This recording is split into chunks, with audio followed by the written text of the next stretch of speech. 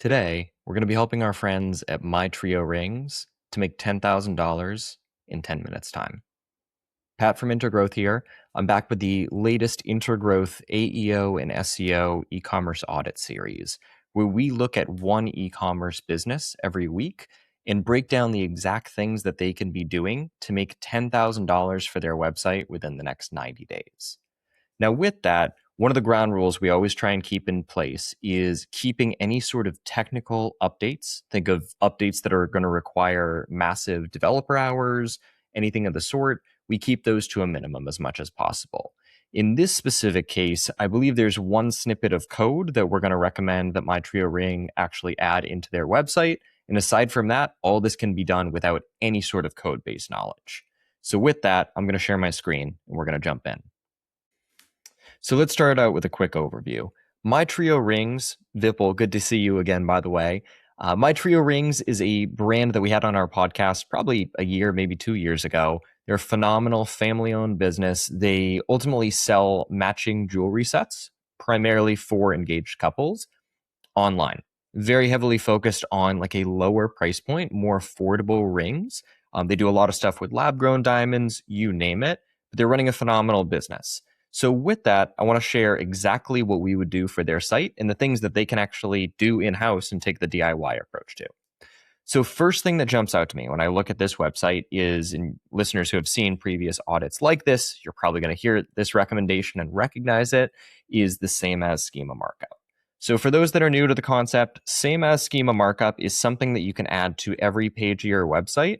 Typically, you're going to add it into the very top section of your website, referred to as the header section of your website, so it appears on every single page. But schema markup, broadly speaking, is like training wheels for search engines and large language models. It makes it easier for them to understand like data about your business and about your website. Same as schema is the data point that helps all these different bots to understand that your social media property, your website, your Amazon page, let's say, are all connected to the same overarching business. Now, the benefit that comes from that is businesses that have invested really heavily in building a engaged social following, a strong social following, are going to be able to capitalize on all of that trust they've earned across their social channels and channel that back to their main website so that their website can actually start ranking higher in search engines and start showing up more regularly in large language models. So I'm going to add a little plugin. This is just a Chrome plugin called Detailed that allows us to see all of the schema on a particular web page that we're looking at. Now, what we're seeing right here is at the moment, there's no schema on the site. So Vipul, huge opportunity for you guys to add some schema markup to the website, giving search engines, giving large language models those data points like what is your business name, what's your logo, what year were you established, you name it. The big opportunity I really want to see you guys push for, though, is adding the same as schema.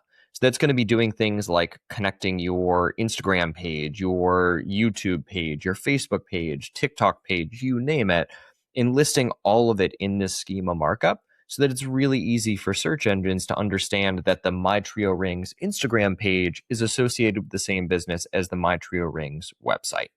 This is going to be a really quick rollout for you guys specifically. It's going to lead to some huge gains. Please do this. You can find all sorts of schema markup generators online that'll help you to put this together in like 30 minutes time. Next thing we're going to dive into, and again, this is going to be another massive, massive win. I would say this one in particular is going to take you 2 minutes to roll out within your website. I call this broken backlink analysis. So one of my favorite things to do, and we do this every month for clients that we work with, is we'll look at their website and we'll look to see what web pages on the internet are linking back to your website and are linking to a page on your website that no longer exists. So we get a breakdown here from Ahrefs. There are a handful of other SEO tools that will provide this exact same functionality. That being said, you don't need to sign up for Ahrefs. You don't need to spend, I think it's like $250 a month for this. I'm giving you this analysis right now. So there are a handful of pages on your website that are broken that other websites are linking to right now. What likely happened is you had one URL that was live, one product page, one about us page. For some reason, the URL changed and the redirect was never set up to connect the old page to the new page. So the big opportunity, and again, this will take 2 minutes to set up within the back end. You guys were on BigCommerce, if I'm not mistaken. You can see that there is a link from Inc. magazine pointing to your About Us page. This URL that it points to is currently broken. It's pointing to aboutmytriorings.html.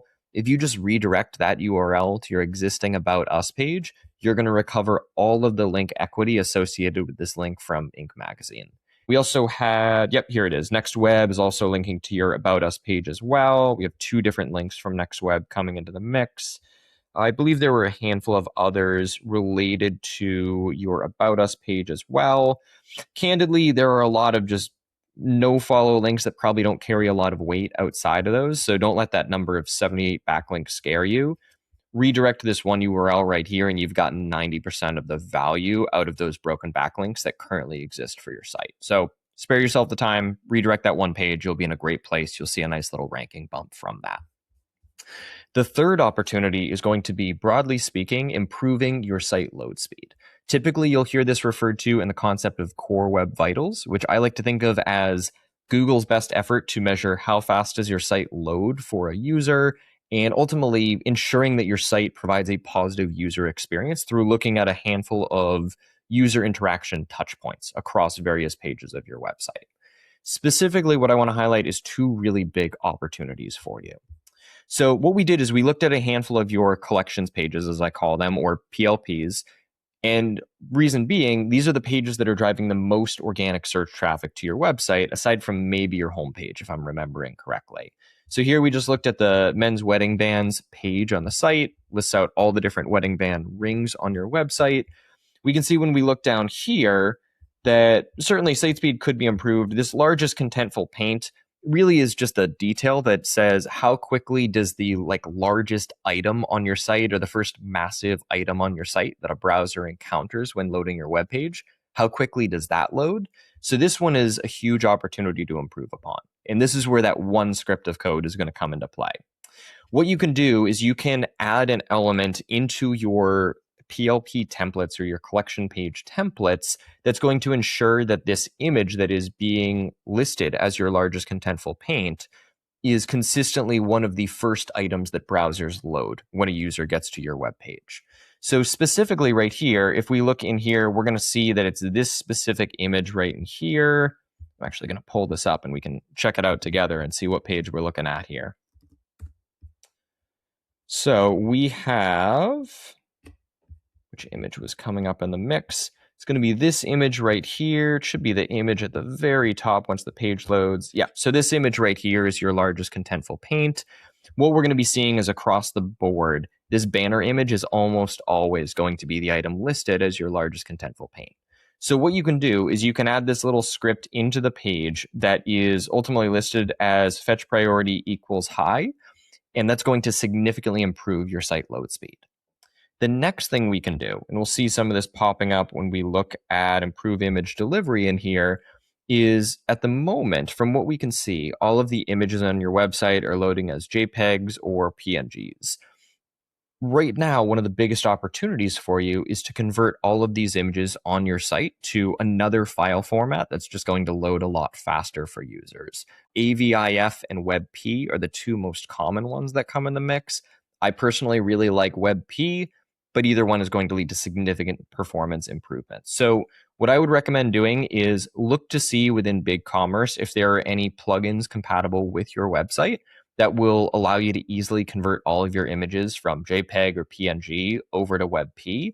If not, look to download some of these images for your highest priority pages. Think pages that generate the most revenue for your site on a monthly basis. Download those images, convert them to WebP, re-upload them, and re-add them into your theme from there. It's going to lead to significant site speed performance improvements, which 1, it's going to help you to rank way higher in search engines. 2, it's actually going to help your entire site to perform way better because it's going to get any user who's navigating to these pages to load the pages much faster and be far less likely to bounce from your website. From there, the other big opportunity that I wanted to recommend is, broadly speaking, looking at your blog. So one of the things that we're going to notice when we look at your estimated traffic, caveat I'll give here, is that we don't have access to your Google Analytics. We don't have access to any first-party analytics tools that tell us exactly how many visitors you have. So we have to work off of third-party estimates. The website tool Ahrefs that we use, I would say on a daily basis for clients that we work with, estimates that your blog is generating very, very minimal traffic for the website. If I remember correctly, I think Ahrefs projected you're getting like 15,000 people coming to your site in a typical month just from search engines like Google. So seeing that 57 of those 15,000 visitors are coming from a blog article tells me that this is a huge asset to better leverage. There are right now a lot of blog articles on the site. We can see most of them haven't really seen too much traction recently, particularly like 2025, middle of 2025, we started to see a big drop off in the value from those pages. So I wanted to show you something that's going to help you to get way more value out of your blog for traditional search engines and also for large language models. We're going to talk about a concept called query fanout, which is ultimately a process that LLMs will typically go through when they're looking for information to answer a user query. What they're specifically doing is they are ultimately running the equivalent of going to a search engine, typing in queries that they believe are going to give them information about the prompt someone is asking for. And it allows them to pull information from these various sources that rank really well in a traditional search engine type setup to pull quotes from those pages, synthesize information from those pages, and respond to the user while citing those pages. What we did is we ran a query fanout analysis to figure out what are the exact search terms that LLMs are most likely typing in, call it typing in, to these search engines as part of this query fanout process. So what we did is we specifically looked for what are the best affordable jewelry retailers in the US for matching wedding bands. So, matching ring sets. But either way, we can see a breakdown of all these different queries that LLMs are most likely to be looking for information about when a user types that in. So the opportunity here is if we can start ranking at the top of a traditional search engine for all of these queries, our likelihood of being one of the featured brands and having our products be one of the featured products for this type of a query significantly improves. So that's one, is the LLM benefit there. So if we were to start ranking at the top of a traditional search engine for things like what's the average cost of a matching wedding ring set in the US? What's the pros and cons of competitor A versus competitor B? What are some of the items I should be looking for when buying a ring on a budget? These are all, one, huge opportunities for us to boost our visibility in LLMs. Now, two, if we can create an educational resource about these themes, these are also likely themes that your most likely customers want to find in a traditional search engine as well. So these are themes that we would really highly recommend writing about. Specifically, we highlighted in this orange any of these that we'd recommend putting together a dedicated article about. So I want to speak to those for a minute from there. Big opportunity I see in particular is doing what I'll oftentimes refer to as competitor comparison content. So this is going to be where you compare like competitor A to competitor B or competitor A to yourself. The opportunity I really like here is taking some of these brands like Blue Nile, James Allen, and then adding yourself into the comparison as well. So what that article topic might look at like is Blue Nile versus James Allen versus My Trio rings. And in that, you're going to compare what are the pros and cons of each of your brands. What are the scenarios where My Trio rings is a uniquely better option? And if you're on board with it, the approach that I really recommend doing as well is talking about in what scenarios are these competitors actually better than you?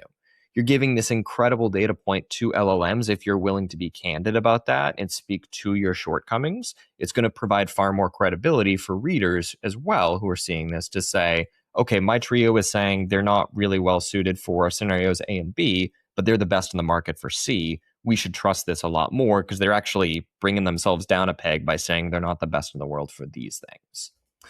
Within this, the other opportunities in here are going to be really incredible buying guides that you can likely share with potential customers. And these are going to be the types of topics that do start to actually get you organic search traffic. So again, pause the video, take a screenshot of these topics. I would highly recommend write every single one of these articles on your website. And within that, the other thing that I'll recommend as well is like you did with the educational resources that you link to in your main navigation, add some of those articles into this section as well. It's going to be one of the fastest ways to get them ranking. It's going to provide a really clear data point to LLMs that these are central to what your business does. It's going to boost visibility and it's going to drive some massive, massive ROI for your business. With that, And that's everything that we have for today, listeners. This will easily generate my Trio Rings another $10,000 within 90 days. Vipul, one other opportunity I wanted to share with you, and this is going strictly off of gut instinct from what I've seen with a lot of other e-com brands we've worked with. One of the theories that I have is, given the number of web pages on your website, when I look at your sitemaps, I see a lot of blog articles, I see a lot of these collections pages, and I see a lot of product pages. Looking at that, looking at the number of links that you have pointing back to your website and the number of people that are actively seeking your brand out online on a monthly basis, I suspect that you're encountering an issue right now with this concept called crawl budget. Again, I have no data points to back this up on, so you can very easily prove or disprove that by looking directly in Google Search Console, and here's how. But ultimately, crawl budget becomes an issue with larger e-commerce sites that have a lot of pages where eventually search engines don't take the resources to be analyzing every page of your website on a recurring basis. In of itself, it can be okay when that happens, but it's an important thing to be mindful of so that you make sure that that limited crawl budget is being used as efficiently as possible. So here's what I'd recommend doing, and I'll share the Intergrowth Search Console just to give you a visual of what this looks like. So log into Search Console, go to this tab under indexing labeled pages, and what you're going to see is a breakdown of the number of indexed pages versus not indexed pages on your website.